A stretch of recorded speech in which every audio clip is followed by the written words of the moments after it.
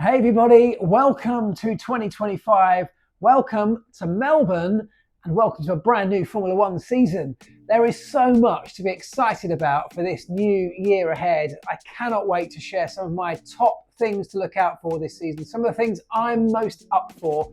If I look half asleep, it's because I am. I've literally just got off the plane to come down here to Australia, and no matter which way you fly, no matter how you travel, it's just a long way. But it doesn't matter because the excitement, the buzz about this place is going to get me through it, and I'm sure you're looking forward to it too. So what are the top things to watch out for? We know the storylines, and there are lots of storylines ahead of the 2025 season. Brand new drivers on the grid, lots of them. The biggest shake-up in the driver lineup as far back as I can remember. Just 12 months ago, we had no changes on the F1 grid. Now we've got loads. All the young drivers are going to be interesting to keep an eye on, particularly I think Kimi Antonelli.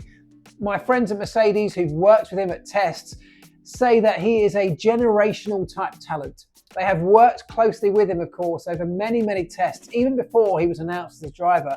And the way that he works, the way that he drives, the things they've seen have given them enough to say he's the kind of driver that you only get excited about to this level once in a generation. That's a Max Verstappen type character. That's a Lewis Hamilton type talent.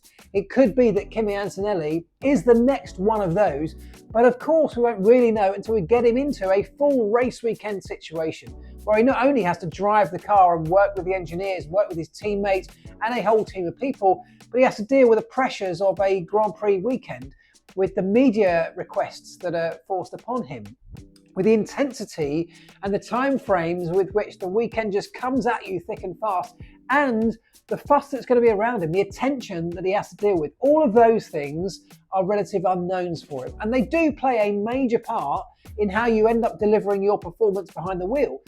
We know he's talented, but are these things going to cloud his judgment? Are they going to get in the way of him being able to focus on a race weekend? And that is the big unknown. They speak of him very highly, but he's definitely one to keep a very close eye on in this opening round this weekend and beyond as this season goes on. Not a replacement for Lewis Hamilton, but definitely someone who could build a big future for Mercedes at that team.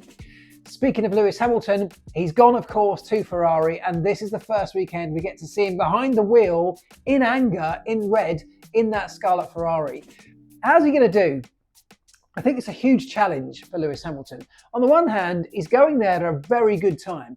Ferrari have been on this upward trajectory over the last couple of seasons. They've been improving their results. They were genuinely in the frame for a Constructors' World title last year, and it's been a long time since we could say that. So he could be joining at exactly the right moment. The last year of this stable set of regulations, at a moment when Ferrari seems to have got their car and team operations in a much better place than they've had them for quite some time. That's a real positive for Lewis. The biggest challenge, perhaps, is going to be his teammate in Charles Leclerc, who we know is a very, very fast and capable driver, but importantly, a driver who is very well established at that team. He knows these engineers, he knows the team and how they operate, how they work. He knows the environment. He's got relationships with these people, and these things are all important when it comes to all of those things I touched on with Kimi Antonelli. He's got to build those things at Mercedes, but Lewis has to build them in a brand new environment, in a completely different culture, a whole new nationality, which is the primary nationality of that organisation, is obviously Italian, which is very different to the English teams he's been at before. I will say that Lewis Hamilton has been very good at integrating himself in teams in the past. I can tell you from experience, when he came to McLaren, literally the day after he signed his contract as a race driver, as a young 22-year-old, he immediately jumped on a plane and came out to Finland, where the race team were on a training camp, and threw himself right in amongst us all and got to know us very quickly. I think on day 2 of me ever meeting Lewis Hamilton, we were all naked in a sauna, about 20 of us, the entire race team, or the entire pit stop crew. So he threw himself all in. We all got to know each other very well, very quickly. But that was part of what he had to do to integrate himself into that environment. And it paid dividends because the team ended up getting behind him. And over time, we built this amazing relationship and, of course, delivered a world championship. He did similar things at Mercedes, and we know the results and success that he had there. The biggest challenge, perhaps, apart from his teammate for Lewis, is going to be the mental side of his game. At the end of last year, 2024, we all watched a really sorry and sad Lewis Hamilton seemingly sort of disappear down a hole as results were going badly. He knew he was leaving the team. It looked like his motivation was waning. And we saw some really disheartening scenes with Lewis where he seemed so down, so low on confidence. He's moving to Ferrari, which is going to give him a real big refresh and fresh energy, a great fresh new start, probably exactly what he needed. But the results and the questioning his own capabilities and his abilities, we heard him talk about him saying he's not fast anymore last year. The first few results in a Ferrari in 2025 could well shape the way that mentality ends up going. If he finds himself up against a very fast Charles Leclerc and being beaten consistently, and by the way, there's a very real possibility that could happen.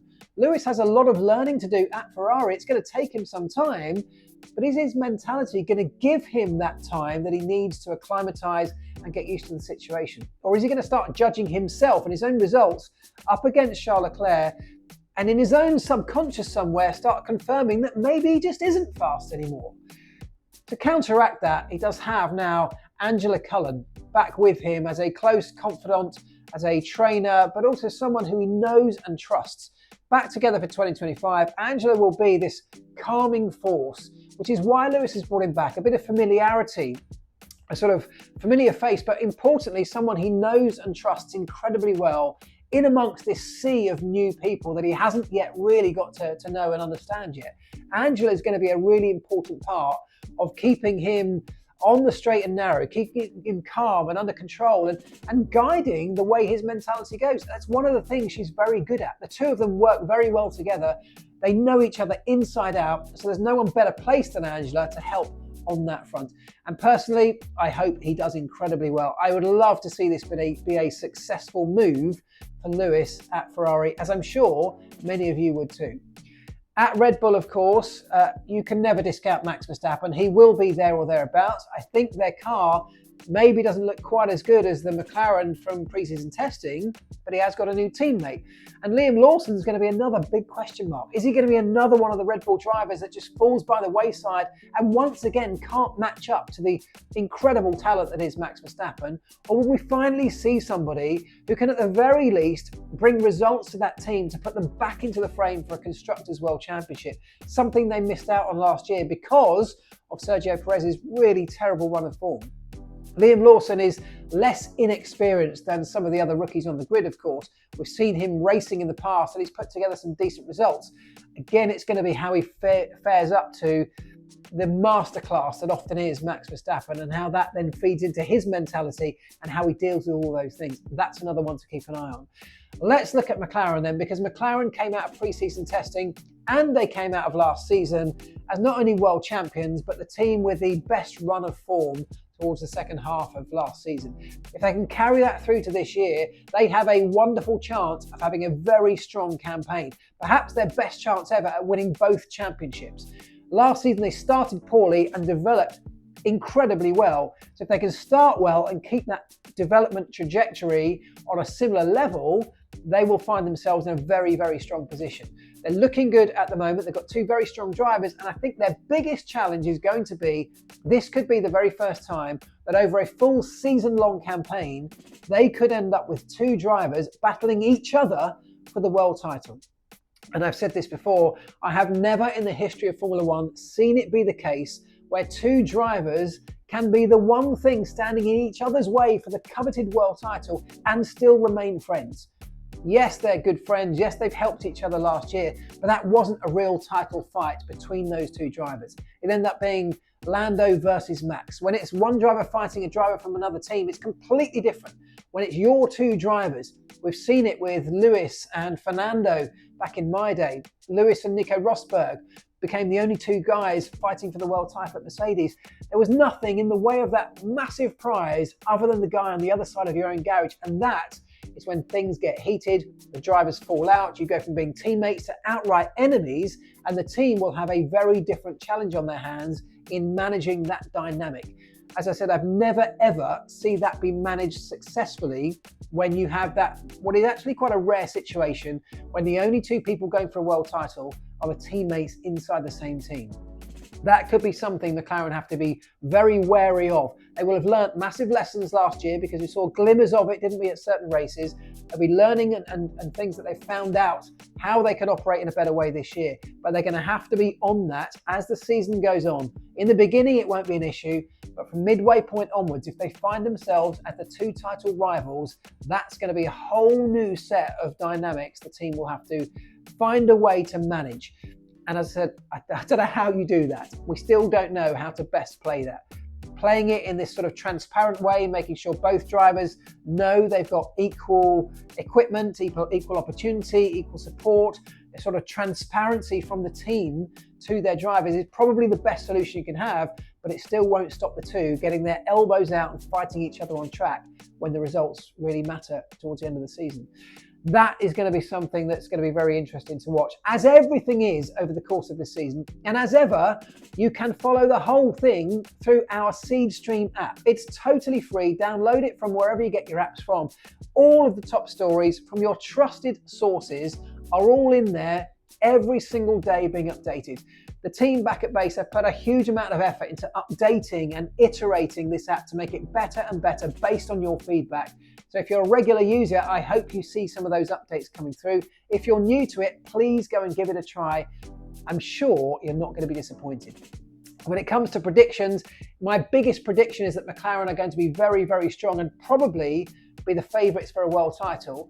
But inside the Seedstream app, you can make predictions every single week for the drivers you think will finish in the top 5 positions. And I highly encourage you to go and do that. We're on a fresh, level playing field where no one has any points. This is your opportunity to go and get involved right from the very beginning. So go search it up, Seedstream. Download it in the App Store. It's completely free. You don't even need an account to be part of this. And I highly recommend it for any F1 fans out there. Thank you for watching, guys. Enjoy the weekend. I'll be back with more updates as the weekend rolls on. Hopefully the weather's going to be good and the racing's going to be even better. And I'll catch up with you again very soon. Ta-da.